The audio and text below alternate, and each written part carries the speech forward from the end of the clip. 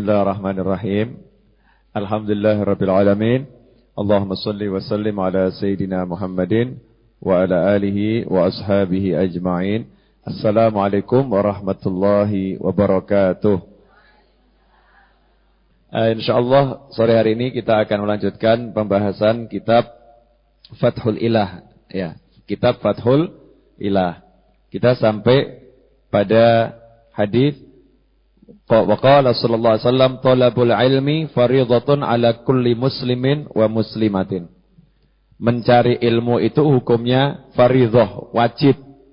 Ya, mencari ilmu hukumnya wajib bagi setiap orang yang beragama Islam, baik itu pria maupun wanita, muslim maupun muslimah.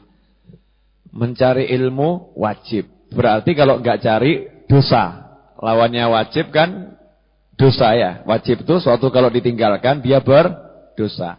Ilmu yang bagaimana yang dicari wajib? Ya, apakah semua ilmu? Ilmu buat kopi hukumnya wajib enggak? Ya, kan begitu. Misalnya ilmu ngerajang bawang wajib enggak? Ngerajang berambang wajib enggak gitu? Ilmu yang wajib adalah ilmu yang wajib, karena ilmu itu macam-macam. Ada ilmu yang wajib, ada yang ilmu sunnah, ya, ada ilmu yang haram. Ilmu haram contohnya ilmu sihir. Ya, ilmu untuk mencuri. Ada loh kursus singkat mencuri itu.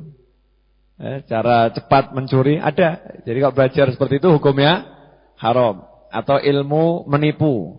Cara ngapusi secepat mungkin biar orang mudah dibohongi, ditipu. Itu ada hukumnya haram. Nah, yang wajib adalah ilmu yang kalau kita tidak menguasainya maka kita berdosa. Contoh, sholat itu hukumnya buat setiap yang baligh adalah wajib. Kalau sampai kita baligh belum bisa sholat, maka kita berdosa. Ya, kita berdosa. Jadi kalau ada orang sudah bisa sholat tapi enggak sholat, itu dosanya cuma satu. Bisa sholat, tahu ilmunya sholat, tapi dia enggak mau sholat, malas gitu.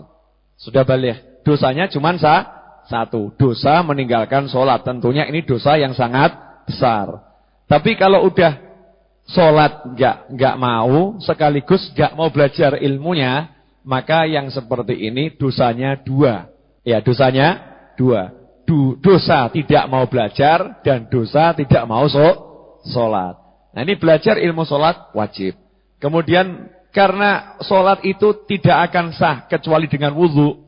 Ya, sholat tidak akan sah kecuali orang dalam keadaan suci dari hadas besar dan hadas kecil.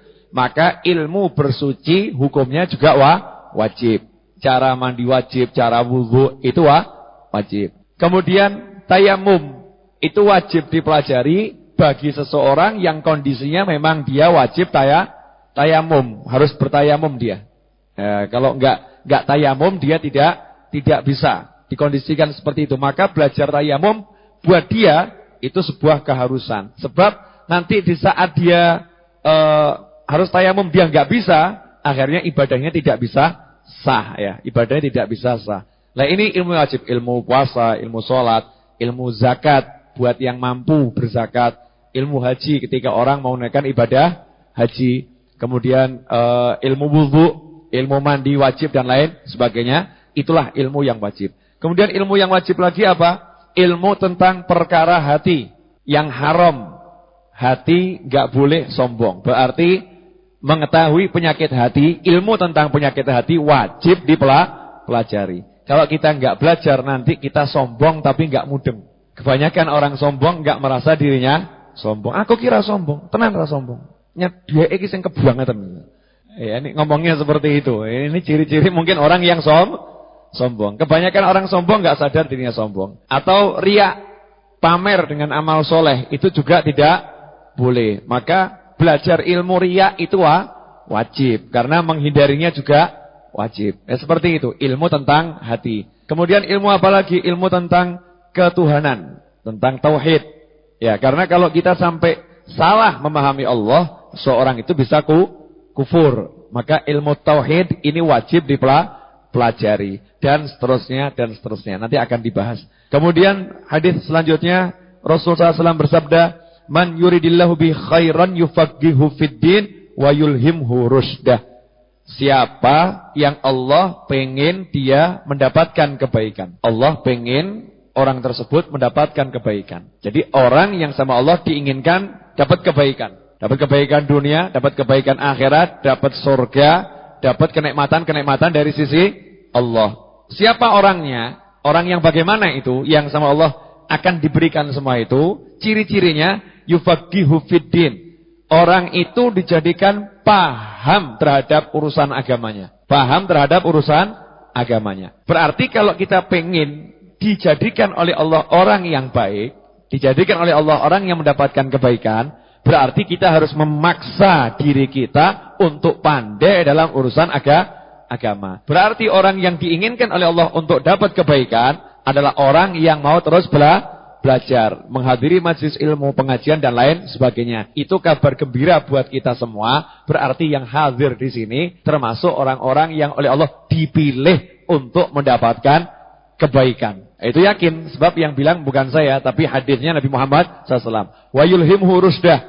Dan orang yang diinginkan Allah mendapatkan kebaikan, dia akan belajar urusan agamanya. Kemudian sama Allah akan diberi ilham, petunjuk tentang jalannya nih, nggak sampai salah. Petunjuk, dikasih petunjuk sama Allah. Memang kalau ada orang mau mendekat sama Allah, sedikit saja dia bergerak, Allah itu gerakannya jauh lebih cepat. Siapa datang kepadaku cuman sekilan ya, aku akan datang sedepan ini, selengan gitu. Siapa datang berjalan, aku datang berlari, kan seperti itu. Artinya kalau kita ada sedikit saja kesadaran pengen dekat sama Allah, Allah nyambut langsung menghampiri kita. Cuman Allah menghampiri kita itu bentuknya seperti apa? Dihampiri oleh Allah. Allah berlari mendatangi kita. Bentuknya seperti apa? Di antaranya adalah kita dikirimi orang-orang yang ngajak kita kebaikan. Tiba-tiba kenal sama satu orang yang suka pengajian. Kita belas gak pernah pengajian. Diajak pengajian. Ya, di pengajian tiba-tiba dikenalkan satu orang yang kenal orang soleh. Kita diajak pergi ke tempat orang soleh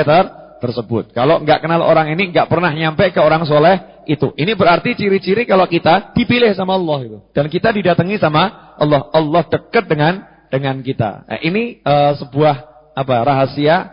Kalau kita pengen dekat sama Allah, ya caranya begitu. Kitanya mau dekat kepada Allah. Kemudian dalam hadis selanjutnya Rasulullah SAW bersabda, "Man tafaqaha fi dinillah kafahullahu hammah wa razaqahu min haitsu la yahtasib." Barang siapa yang benar-benar berupaya untuk paham urusan agama Allah, belajar sholat, belajar puasa, belajar zakat, belajar terus itu. Kalau seorang istri tahu kewajibannya kepada suami, belajar kewajibannya semua, belajar yang enggak boleh dilakukan oleh seorang istri kepada suami, ngerti dia semua itu. Orang yang mau belajar terus seperti itu, dikatakan di sini kafahullahu hammahu. Apa yang jadi pengennya, hamnya, ham di sini bukan sumpek. Ham tapi yang menjadi kretek keinginan yang besar. Pengen apapun sama Allah dicukupi. Enak enggak? Jadi jenengan kretek pengen punya rumah. Hati pengen punya rumah, dituruti sama Allah. Caranya gimana? Gampang. Belajar agamanya Allah. Makanya enggak ada sejarahnya para kiai yang benar-benar tulus itu kok susah cari rumah tuh enggak ada. Mesti gampang itu. Butuh apa? Keturutan. Ini yang kafahullahu hammahu. Artinya apa? Dituruti oleh Allah apa yang jadi pengennya. Pesan guru saya dulu Ustaz Hasan bin Ahmad Baharun almarhum di Raci sana, Pasuruan, pesantren Darul Ghawah Dakwah. Murid-murid saya jangan minta jadi orang sugih, orang kaya. Minta jadi orang yang hajatnya keturutan. Enak ya Bu ya? Pengen rumah keturutan. Pengen punya uang 3M keturutan. Pengen umroh 3 bulan sekali keturutan. Orang sugih belum tentu bisa. Pengen punya anak keturutan. Pengen mantu keturutan. Ada yang pengen mantu belum keturutan juga ada gitu. Ya kan? Tapi ada yang pengen mantu keturutan. Nah, caranya bagaimana? Ya, di antara itu terus belajar. Nawaitu belajarnya ini. Ada nawaitu belajar diniati kita mau dekatkan diri sama Allah. Itu menjadi solusi. Makanya tidak ada judulnya orang yang cari ilmu sengsara, itu tidak mungkin. Kalau sampai ada orang cari ilmu kok ruwet, sumpek, mumet, itu berarti niatnya enggak benar. Ya, niatnya enggak benar. Ibu-ibu kalau emang niatnya benar terus karena Allah, jadi setiap Rabu datang ke sini, terus kemudian hari apa datang ke tempat lain, niatnya kan cari ilmu, dijamin urusannya pasti beres. Enggak mungkin enggak beres. Udah, karena apa? Malaikat gelar sayapnya, malaikat mintakan ampun, malaikat mendoakan. Enggak mungkin enggak diurus sama Allah. Saya ngomong gini mau nangis ini saya. Kelihatan enggak kalau mau nangis? Hah? Oh, yang dengar nangis. Jenengan ada rasa haru enggak tadi itu? Ada rasa haru kan? Padahal yang dibahas kan biasa, tapi ada rasa haru kan? Jadi Allah tuh ngurusi kita tuh pol-polan, kitanya dablek, Masya Allah. Kita ini dableknya luar biasa. Sama Allah dijamin. Yang mau ngaji, mau belajar, mau dekatkan diri, pasti diurusi sama Allah. Kurang apa lagi?